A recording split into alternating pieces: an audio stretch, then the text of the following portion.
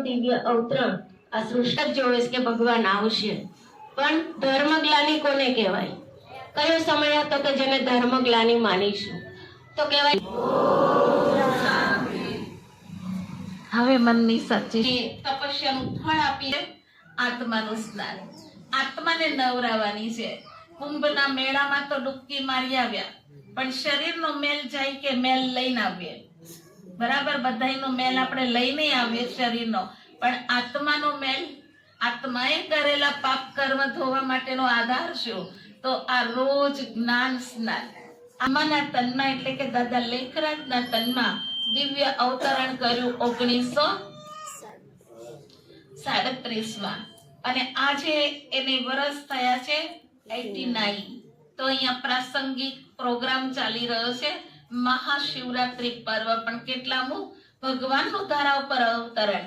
આખી જગતના બાપનો, દેવાત્માઓનો, ધર્માત્માઓના પિતાનો આજે જન્મ દિવસ, વિશ્વ પિતાનો જન્મ દિવસ. એ આપણે કેટલી ખુશી આજે સુશોભિત કરવા.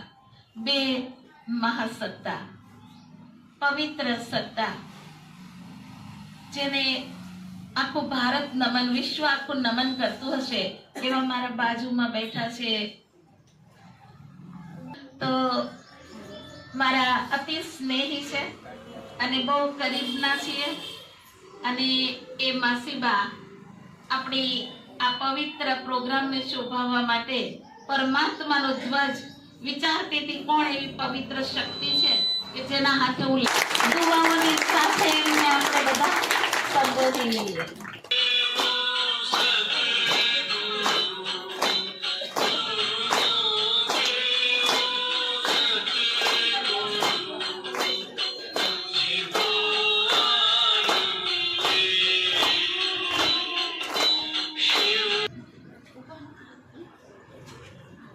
પાડીશું આપણે બધાય.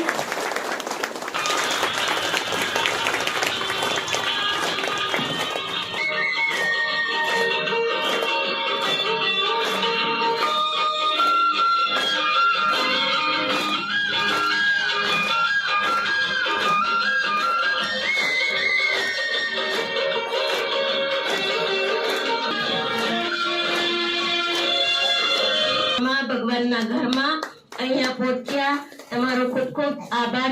ઉજળિયા ગામમાં હંમેશા આવે છે, પણ તે ગામ માટે પણ. અમરેલી જિલ્લાની બાજુમાં ઢસા ગામ છે, ત્યાંની છું. અને નાનપણથી મારા મમ્મી પપ્પાની બધા ઓમ શાંતિમાં જાય છે, પણ ભગવાને આ તો કુદરતનો લેખ છે. 20 વર્ષથી હું માસીબામાં છું, પણ તોય હજી ઓમ શાંતિમાં જાઉં છું અને જાઉં છું. ઓમ શાંતિ. અમે બંને માસીબા એક જ ગામના છીએ, અને આજે અમારે તમે જે આ સંસ્થા ચલાવી રહ્યા છો ઓમ શાંતિ, ખૂબ સારી સંસ્થા છે. આત્માને પરમાત્મા સાથે જોડતી એક સંસ્થા છે, ખૂબ સારું કહેવાય. અમે પણ આ સંસ્થાને આગાવી છે કે હજી પણ આગળ ને આગળ આ રીતે આ સંસ્થા ચલાવો અને દરેક વ્યક્તિમાં એક નવી ઉર્જા, નવી આત્મામાં જે પરિવર્તન જે લાવવાનું છે આવી રીતે લાવો, એવી અમારી બંને માસી તરફથી તમને સૌને આશીર્વાદ છે. આજે આ શિવરાત્રીનું મહાપર્વ છે, તો દરેક વ્યક્તિ કંઈ ન કરો તો એક ખાસ કરજો. જે કોઈને કંઈ પણ વ્યસન હોય એ વ્યસન મૂકવાની વાત આજથી શરૂ કરી દેજો કે વ્યસન મારે આ જે કોઈ હોય તે. હા, અને પોતે ન કરતા હોય અને બીજા મિત્રો કરતા હોય, કોઈ સગાવાલા કરતા હોય, તો એને પણ વ્યસન છોડાવજો, એવી અમારી હવની પ્રાર્થના છે. ઓમ શાંતિ. प्रतिज्ञा समाते हुए मन जीत बनेंगे। साक्षीपन की स्थिति द्वारा हर परिस्थिति में अविनाशी प्राप्तियों से संपन्न बनकर सदा संतुष्ट रहेंगे। અને આપ સૌ આવ્યા તે બદલ સંસ્થા વતીથી હું આપ સૌનો હૃદયપૂર્વક આભાર માનું છું. આપનો કહું કે વાલીઓ લૂંટારોમાંથી આ વાલ્મીકી ઋષિ બન્યા છે. અમે બંને જણા એક સાથે થઈ ગયા. આજે આબુ જઈએ, કોઈ પણ જગ્યાએ જઈએ તો અમારું પોતાનું જ વાસણ, થાળી, વાડકી, ચમચી કોઈ જગ્યાએ બજારનું ખાતા નથી. 8 વર્ષ થઈ ગયા કીધું છે. અને બાબાએ બહુ મદદ કરી. હું તો વાલિયા લુંટારામાંથી કોઈની ગાળ ખાધી હોય તો નથી ખાધી, એની જગ્યાએ આજે વશ થઈ ગયો છું. અને બાબાએ બહુ જ્ઞાન આપ્યું, તોફાને ઘણું કર્યું છે, બધું જ કરી ચૂક્યો છું. છેલ્લે પછી આ કેસમાં હું ઘારે ખાઈ લઉં છું. કોકનો સણંદીની અને જયશ્રી દીદી જોડે જ ક્લાસ કરવાનો. દેગામમાં ગમે તેવી અમારે બેને થઈ જાય અમુક વખતે, પણ મેં કીધું છે હું દીદી વગર કોઈ જગ્યાએ મને કોઈ મફત લઈ જાય, ચાહે પૈસા લઈ જાય, પણ જયશ્રી દીદી વગર ક્લાસ વિનાબેન વગર નહીં કરું.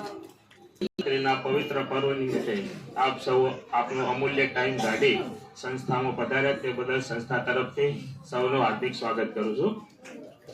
પહેલા તો લૌકિકમાં આપણે આપણા બાળકનો માતા પિતાનો બધાનો બર્થડે ઉજવતા હશું, પણ આપણે આજે વિશ્વ પિતાનો બર્થડે ઉજવવાનો પવિત્ર અવસર મળ્યો અને એ બી આપણે પવિત્ર અવસર ઉપર આપણી હાજરી ઉપસ્થિત છે.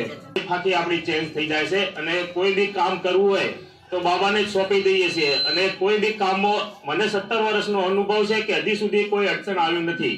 કોઈ બી કાર્ય હોય તો સાંજે કે સવારે બાબાને સોંપી દેવાનું કે બાબા તું જાણે ને તમારું કામ જાણે. સવારે એ કામનું સોલ્યુશન 100% આવીને જ રહેશે. એટલો 17 વર્ષનો મારો પૂરેપૂરો એક્સપિરિયન્સ છે. ઓમ શાંતિ.